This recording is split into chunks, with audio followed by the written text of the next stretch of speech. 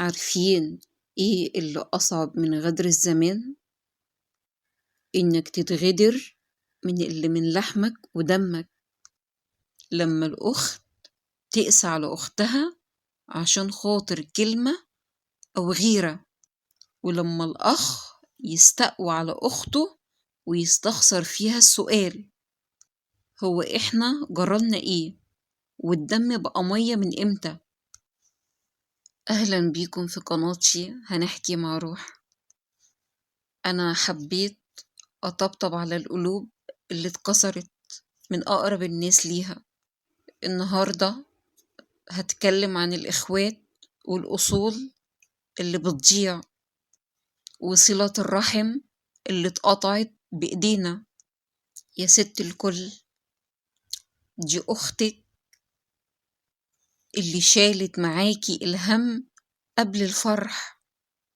إزاي تسمحي لشوية عفش أو حتى غيرة يخليكي تشيلي منها سواد يهد جبال؟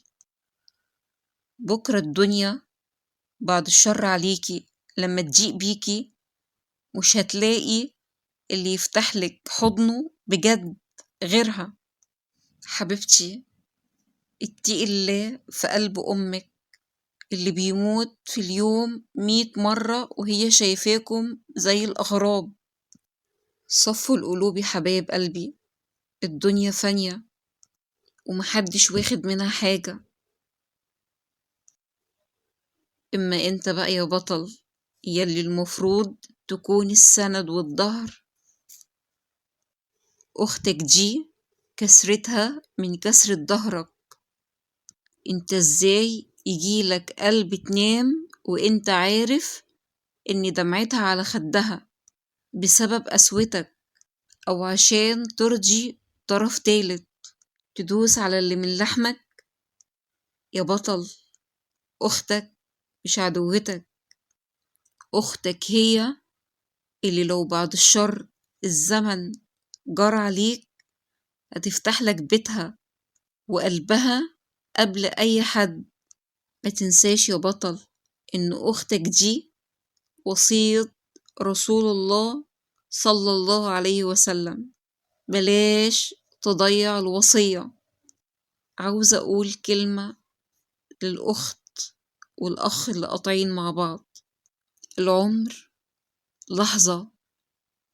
بلاش تقابلوا ربنا سبحانه وتعالى وفي قلوبكم سواد من بعض.